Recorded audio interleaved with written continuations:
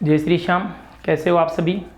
उम्मीद करता हूँ कि आप सभी स्वस्थ होंगे और बाबा श्याम का आशीर्वाद आप सभी पे बना रहे।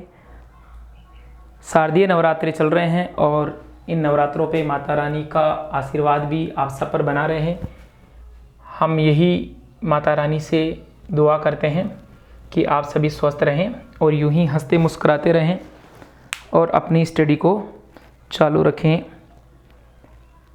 क्लासिफिकेशन के इस दौर में हम बात कर रहे हैं संघ पोरीफेरा की। हमने बात कर ली और संघ पोरीफेरा के जो करैक्टर हैं वो हमने पिछली क्लास में पढ़ लिए। आज हम बात करेंगे संघ पोरीफेरा की जो क्लासेज हैं। हम जो क्लासिफिकेशन पढ़ रहे हैं अप टू क्लासेज, मतलब क्लासेज तक हम वर्गीकरण कर रहे हैं, उनके स्पेशल करैक्टर और एग्जाम्पल्स तक। ठीक है बेटा? तो इस क्लास में हम बात करने वाले हैं संघ जो पोरीफेरा है उसको कितनी क्लासों में डिवाइडेशन किया गया है और वो कौन कौन सी हैं और उसके क्या क्या मुख्य करैक्टर हैं और किस आधार पर संघ पोरीफेरा को इन क्लासों में डिवाइडेशन किया गया है। ठीक है?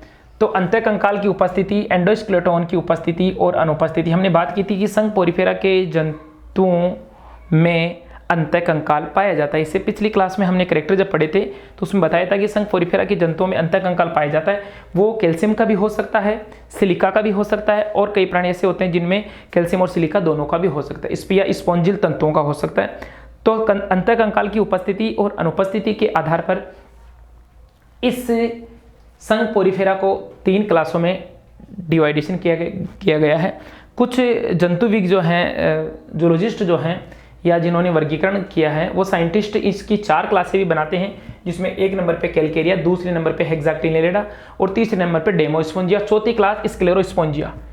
स्क्लेरोस्पोंजिया भी मानते हैं, लेकिन हम यहाँ पर अध्ययन की दृष्टि से केवल 3 जो क्लासेज है उनका अध्ययन करेंगे। चौथी क्लास भी मानते हैं कैलकेरिया, हेक्साटिनेलिडा, डेमोस्पोंजिया और स्क्लेरोस्पोंजिया, लेकिन हम 3 क्लासों का अध्ययन करेंगे। सबसे पहले नंबर 1 पर बात आती है क्लास कैलकेरिया। नाम ही वही बात, कई बार तो नाम के विपरीत गुण होता है, कई बार नाम के अनुसार ही गुण होता है। कैलकेरिया कैल्शियम का बना अंतःकंकाल होगा। पहला करैक्टर, कंकाल की बात करें तो कैल्शियम कार्बोनेट से बनी कंटिकाओं का अंतःकंकाल पाया जाएगा और कैल्शियम कार्बोनेट से बने कंटिकाओं का अंतःकंकाल होने के कारण इनका नाम हो गया कैलकेरिया। कैल्शियम से कैलकेरिया। ओके, कैल्शियम कार्बोनेट से बने कंटिकाओं का अंतःकंकाल। आवास की बात करें, हैबिटेट की बात करें तो आवास की बात करें सभी समुद्री जल, और समुद्री जल में भी उथले जल में रहेंगे, ऊपर का जो जल है उस जल में रहेंगे। सामान्यतः इनकी जो आकृति होती है कैल्शियम कार्बोनेट का होने के कारण, कैल्शियम कार्बोनेट का अंतःकंकाल होने के कारण इनको चौक स्पंज भी, कैल्शियम कार्बोनेट का है ना, तो चौक की तरह दिखते हैं, कैल्शियम के चौक की तरह दिखते हैं, इसलिए इनको चौक स्पंज भी कहते हैं। इनका कॉमन नाम है। वैसे सामान्यतः स्पंज कहते हैं इनको संघ पोरीफेरा की जंतुओं को, लेकिन इनको चौक स्पंज भी कहा जाता है या कैलकेरिया स्पंज भी इनको कह सकते हैं। ठीक है? ये इनका कॉमन नेम है। नाल तंत्र की बात करें, हम एक बात और बता देता हूं, इनमें पाए जाने वाले कैनाल सिस्टम एंड इनका जो एंडोस्केलेटन है, अंतःकंकाल है, उसके आधार पर इनकी जो 4 क्लासें की गई है या 3 क्लासें जो की गई है उनमें कैल्शियम कार्बोनेट से कंटिकाओं का इनका अंतःकंकाल है। और इनमें जो नाल तंत्र है वो 4 प्रकार का, जैसे एस्कोन प्रकार का, साइकोन प्रकार का, ल्यूकोन प्रकार का और रेगोन प्रकार का। 4 प्रकार के नाल तंत्र की अलग से मैं क्लास बना दूंगा। अभी जिन बच्चों को कमेंट्स आएंगे कि सर नाल तंत्र क्या होता है, उसके लिए तो मेरे को अलग से क्लास देनी पड़ेगी। तो अभी इतना समझो कि नाल तंत्र भी 4 प्रकार का होता है, एस्कोन, साइकोन, ल्यूकोन और रेगोन प्रकार का। तो इनमें कैल्शियम की बनी कंटिकाएं होगी, सभी समुद्री जल में होंगे, चौक स्पंज कैल्शियम के बने, इनको चौक स्पंज कहेंगे, और एस्कोन, साइकोन, ल्यूकोन तीनों प्रकार का इनमें कैनाल सिस्टम देखने को मिलेगा। एग्जाम्पल की बात करें, ल्यूकोसोलेनिया, साइफा या साइकोन इसमें आने वाले जंतु हैं। ये हमने डायग्राम बनाया है। हमने बात की थी कि इन प्राणियों के शरीर में छिद्र होते हैं, छिद्रयुक्त प्राणी हैं। छोटा छिद्र ओस्टिया और बड़ा छिद्र ओस्कुलम। तो ये ओस्टिया हैं जिनसे जल प्रवेश करता है, स्पंज, सील स्पंज गुहा में जल आता है और बाहर निकलता है, और इन्हीं के द्वारा इनमें श्वसन, उत्सर्जन, पोषण, पाचन होता है। हमने बात कर ली थी पिछली क्लास में। ठीक है ना? ये साइकोन है, साइकोन का हमने डायग्राम बना दिया है। ये इसका कॉमन बेस है, क्योंकि हमने बात की थी कि ये स्थानबद्ध प्राणी है, किसी स्थान से चिपके रहते हैं, तो ये स्थान से चिपका हुआ एक प्रकार का साइकोन है। साइकोन या स्काइफा या ल्यूकोसोलेनिया ये वर्ग कैलकेरिया के एग्जाम्पल। अब बात करते हैं नंबर 2 की। 2 नंबर पे आ रहा है हेक्साक्टिनेलिडा, 2 नंबर पे, ठीक है। सिलिका से बनी कंटिकाओं का अंतःकंकाल, अंतःकंकाल तो इनमें भी होगा बेटा, लेकिन यहाँ पर कैल्शियम कार्बोनेट का नहीं, सिलिका का, SiO2 सिलिका का बना सभी समुद्री और गहरे जल में, समुद्री जल होंगे जंतु और गहरे जल में होंगे।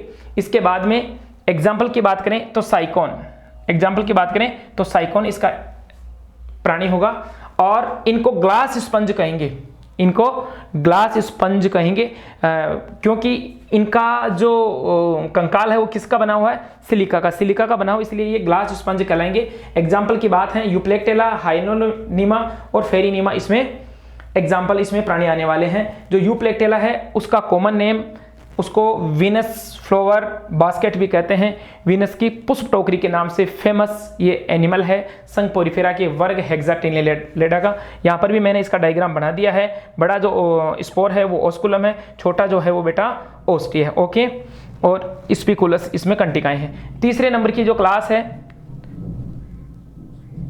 नंबर 3 डेमोस्पोंजिया, ठीक है। 4 नंबर की हम नहीं करेंगे, केवल 3 क्लासों तक अध्ययन करेंगे। 4 नंबर की कैल्शियम का नहीं, सिलिका या स्पॉन्जिन तंतुओं का, या कई बार सिलिका और स्पॉन्ज दोनों का बना हुआ यहाँ पर अंतःकंकाल देखने को मिलेगा। यहाँ पर केवल सिलिका का था, यहाँ पर कैल्शियम कार्बोनेट का था, लेकिन यहाँ पर सिलिका का भी हो सकता है, स्पॉन्जिन फाइबर्स का भी हो सकता है, and silica and spongin fibre both दोनों का भी हो सकता है। समुद्री और स्वच्छ जलीय, मतलब ये हेलाइन और मेरीन वाटर दोनों में पाए जाने वाले एनिमल्स हैं।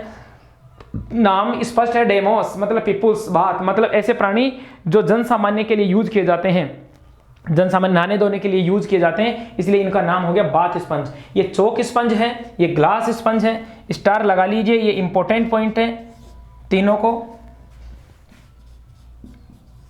ये सामान्यतः चौक स्पंज, इनको ग्लास स्पंज और इनको बाथ स्पंज बोलते हैं। नहाने धोने के यूज में इन स्पंजों का यूज किया जाता है।